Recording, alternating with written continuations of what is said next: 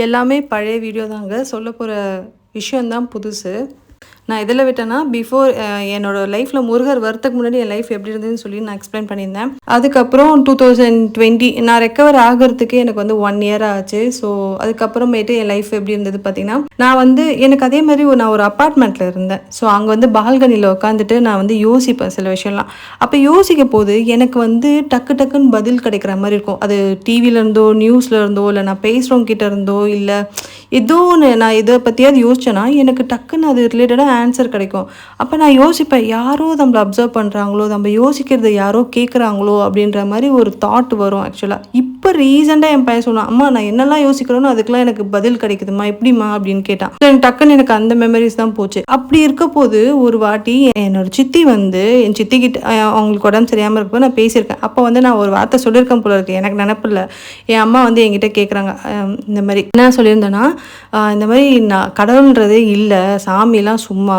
கடவுளும் இல்ல, சாமிலாம் இல்ல. பேய் இருக்குதுன்னு சொன்னா கூட நான் நம்புவேன். சாமி இருக்குதுன்னு சொன்னா நான் நம்ப மாட்டேன். ஏன்னா, நல்லது பண்றவங்க தான் வந்து கஷ்டப்படுறாங்க அதிகமா.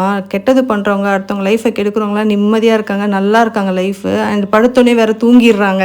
ஸோ, அவங்களுக்கு வந்து கஷ்டன்றதே தெரிய மாட்டேன்து. ஆனா, அவங்க தான் நெறைய பாவம் பண்றாங்க அப்படின்ற மாரி சொல்லியிருக்கேன். ஸோ, அப்போ எங்க சித்தி சொல்லியிருக்காங்க, இந்த மாதிரி அந்த பொண்ணு எவ்வளோ வந்து கஷ்டப்பட்டு மனசுல வலி இருந்துச்சுன்னா இந்த வார்த்தை சொல்லும். கடவுளே இல்ல அப்படின்ட்டு அப்படின்னு சொல்லியிருக்காங்க போல இருக்கு. எனக்கு நல்லா நெனப்பு இருக்கு. எங்க அம்மா வந்து என்கிட்ட சொல்றாங்க.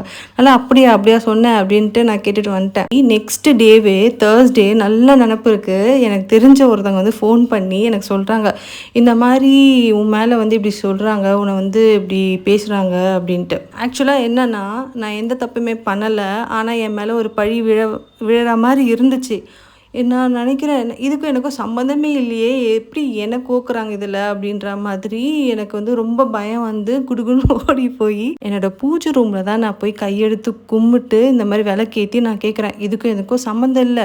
ஆனா என் பேர் அடிபடுது. என்ன ப்ளீஸ் இதுலேருந்து எப்படியாவது சேவ் பண்ணுங்க அப்படின்ற மாரி. அப்போ டங்குன்னு யாரோ மண்டையில கொட்டுன மாதிரி, என்னமோ சொன்ன கடவுள் இல்லன்ட்டு, இப்ப எங்க வந்து நிக்கிற நீ? அப்படின்ற மாரி எனக்கு தோணுச்சுங்க. உள்ளுணர்வு சொல்லுச்சு.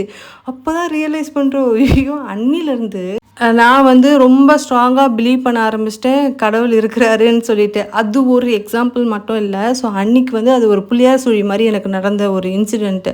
அதுக்கப்புறம் தான் செம்ம மாஸ் சீன்லாம் நடந்துச்சு. நான் நெக்ஸ்ட் வீடியோல சொல்றேன். பாய். அதுக்கப்புறம் முக்கியமான விஷயம். அதுக்கப்புறம் அந்த ரிலேட்டடான எந்த விஷயமே வரலங்க.